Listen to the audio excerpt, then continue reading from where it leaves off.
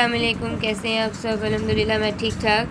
And this video is about the previous topic as we all know, and lots of videos are uploaded from this topic. So let's start.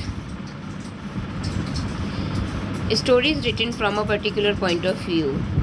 यहाँ तक मैं रोक करके whether there is not any comma or full stop, but I am stopping here to make understand the meaning. Okay, stories जो होती हैं वो इसलिए लिखी जा चुकी होती हैं एक पर्टिकुलर पॉइंट ऑफ व्यू के साथ, एक ख़ास तौर पर एक ख़ास नुक्ताए नज़र के साथ.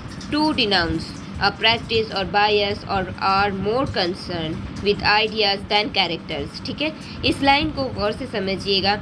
ये एक पैराग्राफ थोड़ा सा डिफरेंट है from other paragraphs, but this is different. इसमें ये क्या बोल रहा है, ये बुक हमें क्या बोल रही है. इसमें कोई ऑथर नहीं है, इसमें कोई स्टोरी नहीं है, बट ये स्टोरी रिटन ट्रेट के बारे में बता रहा है कि जब हम एक स्टोरी लिखने बैठते हैं तो उसमें हमें किन चीज़ों का बहुत ज़्यादा ख़ास ध्यान रखना पड़ता है और किन चीज़ों को काफ़ी ज़्यादा एमिनेंटली लिखा जाता है. ठीक है, जो कहानियाँ लिखी जा चुकी होती हैं या लिखी गई हैं पर्टिकुलर पॉइंट ऑफ व्यू के साथ मजम्मत करने के लिए या कंडेम्ड करने के लिए, उन रिवायात को और तासुबी चीज़ों को जो काफ़ी ज़्यादा काबिल फ़िक्र गौर फ़िक्र के हामिल होती हैं, जो पॉइंट ऑफ व्यू या कोई ऐसी रिवायत या कोई ऐसी चीज़ें जो रिचुअल हमारी सोसाइटी में चल रहा हो, कहानी में किरदार से ज़्यादा उसे अहमियत मिलता है. ठीक है, आइडियाज़ दैन कैरेक्टर्स. ठीक है, विद आइडियाज़ दैन कैरेक्टर्स. ठीक है, स्टॉक और स्टेरियोटिपिकल दकियानूसी या भरमार भरी हुई या दकियानूसी जो कैरेक्टर्स होते, characters reinforces the point they are attempting to make.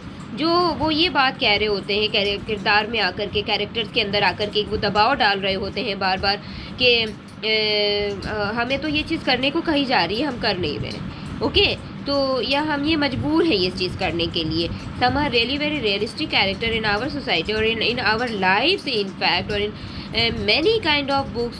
और अगर आप ब्रिटिश एरा में भी देखेंगे तो there are livelihood stories are there in which we can find out our meaning, what we really need to read right now. Okay, while analyzing a story we need, जब हम एक ऐसी कहानी को एनालाइज कर रहे होते हैं, छानबीन उसकी कर रहे होते हैं, जब जिसकी हमें ज़रूरत होती है, जबकि therefore to ask, जबकि हमें पूछना चाहिए कि कौन कहानी बोल रहा है, who is telling the story, what is his her angle of vision and relationship.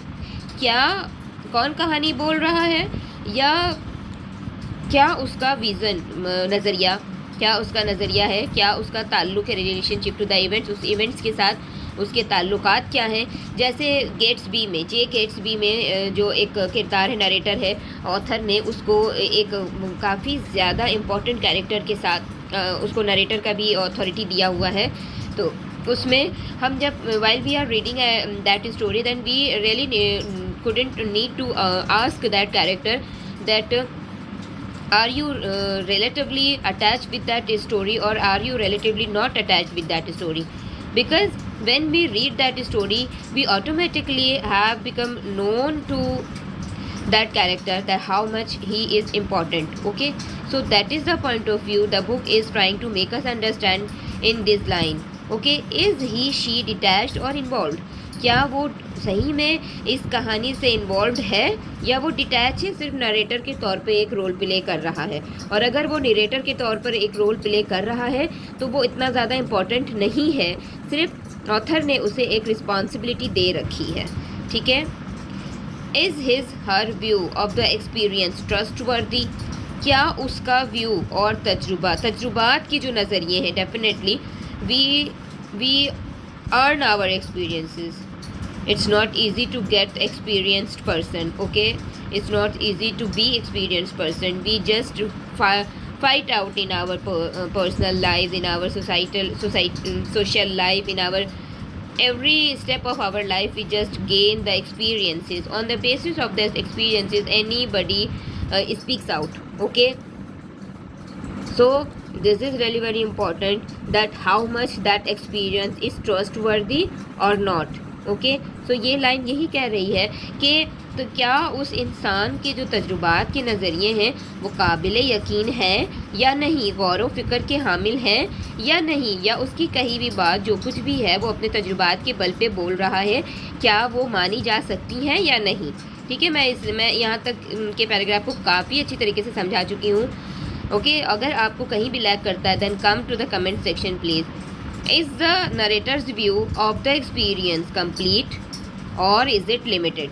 क्या नरेटर का जो नज़रिया है तजुर्बात को लेकर के कंप्लीट है और क्या वो लिमिटेड है, यानी कि लिमिटेड के मतलब हो गया महदूद कह लें कि महदूद है, कम है, बहुत ही मखसूस है, बहुत ही कम है, इतना ज़्यादा नहीं है।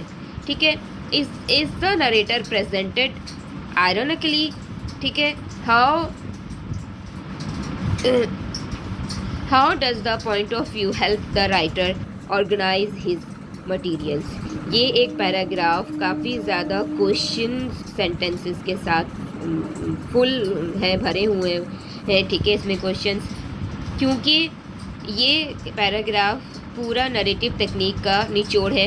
इस एक लाइन में नरेटर जो कुछ पेश कर रहा है वो क्या आयरॉनिकली है, क्या हमारी सोसाइटी में ऐसा कुछ हो रहा है जो एक ऑथर जो है वो पेश कर रहा है भी और नहीं भी कर रहा है, दिखा रहा है और नहीं भी दिखा रहा है, और उसे तंजिया तौर पे दिखा रहा है।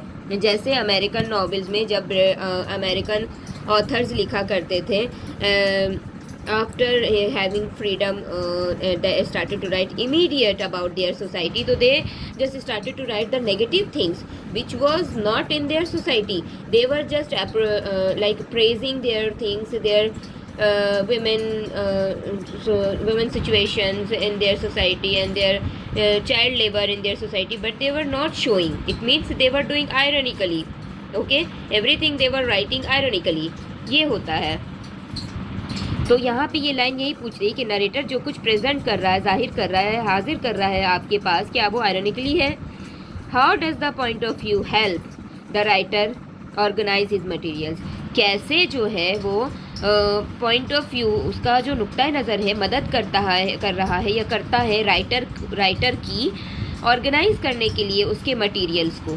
ठीक है, definitely if a person is having a really very good point of view and really very experienced point of view according to every sphere of his life, so he is capable to write a particular particular perfect right story he can represent to us. तो यहाँ पे ये paragraph ख़त्म होता है और इतने सारे सवालों के साथ कि क्या ये चीज़ें रिलेट करती हैं, क्या ये चीज़ें ऐसी हैं, क्या ये चीज़ें इतनी ज़्यादा इम्पॉर्टेंट है, और क्या ये चीज़ें मटीरियलिस्टिकली भी ठीक हैं। तो ये पैराग्राफ यहीं पे ख़त्म करती हूँ मैं। उम्मीद है आप सबको समझ में आई होगी, और अगर नहीं आई है तो please come to comment section and tell me. आज के लिए इतना ही, जज़ाकल्लाह।